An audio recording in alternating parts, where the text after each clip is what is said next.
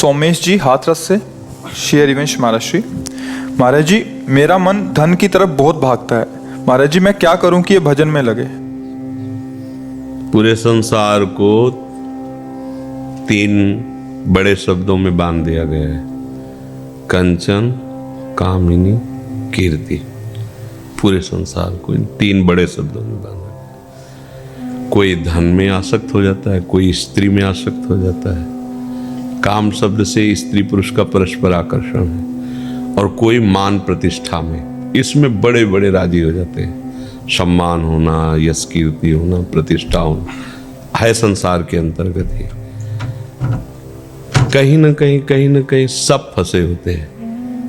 वही मुक्त होता है जो भगवान पर महत्व बुद्धि कर लेता है। जब तक हमारी बुद्धि संसार में, बुद्धि इसलिए कि मन लगाम है और बुद्धि सारथी है, इंद्रियां घोड़े हैं और बैठने वाला जीव है, शरीर रथ है और रथ के घोड़े बहुत बलवान हैं। लगाम जरा सा ढीली हुई तो फिर मैं सारथी रथी सहित गड्ढे में गिरा देंगे। नहीं, घोड़े बहुत बलवान हैं। तो इंद्री रूपी घोड़ों को ठीक से चलाने के लिए मन रूपी लगाम को बहुत कसना होता है।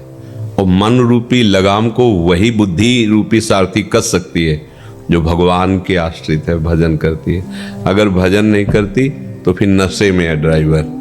माया का नशा, काम का, क्रोध का, लोभ का, मोह का, मद का। तो लगाम नशेबाज थोड़ी खींच सकता है, वो तो ढीली हो जाएगी। और लगाम ढीली हुई तो घोड़े इतने बलवान है, फिर धज्जियां उड़ा देते हैं, पूरा जीवन बर्बाद कर देते हैं।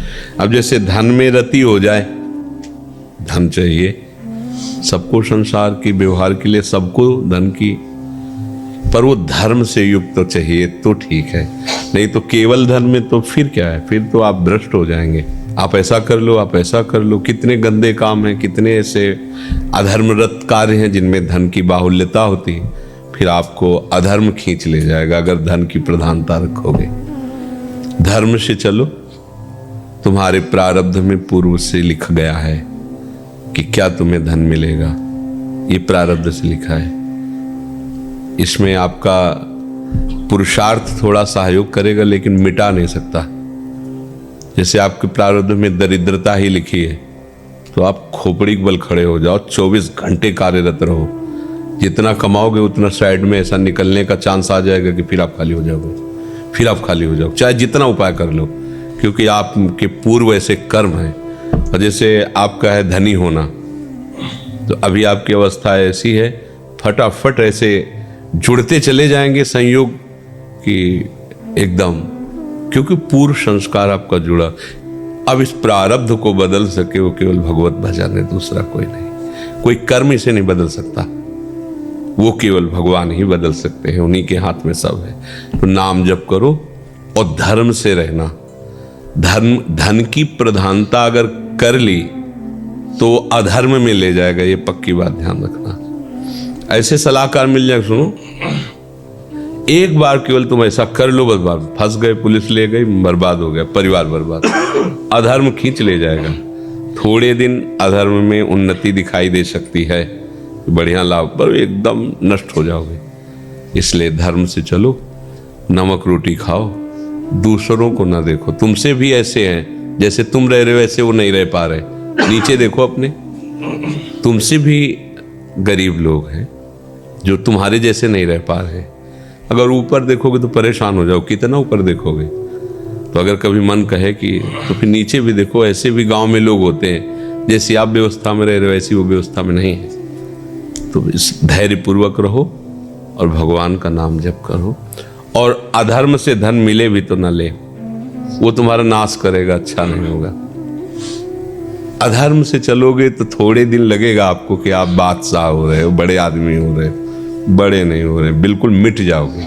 गरीबी से चलोगे, धर्म से चलोगे तो नमक रोटी खा के आराम से सोओगे और भगवान सब व्यवस्था कर देते हैं। देखो, अगर आप अपनी स्थिति से देखोगे तो भगवान वैसे ही बेटी के लिए वर मिला देंगे, वैसे ही बेटे के लिए बहू मिला, सबका है, भाग्य है। अब आप अगर सोचोगे कि ऐसे से हम छलांग लगाएं और अधर्म करके, तो घरे में बैठ के रोएगी आके, उसको शांति नहीं मिलने वाली। इसलिए धन की प्रधानता तो रखो मत। चाहिए, सबको चाहिए, कोई ऐसा नहीं है, सबको अर्थ प्रधान समय है। भाई बिजली है तो रुपया चाहिए, हर काम रुपये से हो रहा है, पर धर्म को देख करके, अधर्म से नहीं। अधर्म से तो फिर मिट जाएगा, धर्म से भी तो धन आता है।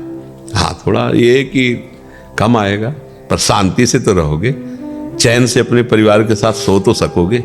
ऐसा क्या कि भागे भागे घूमो, मारे जाओ, इसलिए धर्म से चलो। ऐसा क्या परिवार में भयानक ऐसे रोग, ऐसी विपत्तियां, ऐसी अशांति, ऐसी बुद्धि बदल जाए, सब एक दूसरे को खाए जा रहे हैं। हर व्यवस्था है, सब एक दूसरे के साथ छल कपट कर रहे हैं, एक दूसरे को देखकर सहन नहीं कर रहे।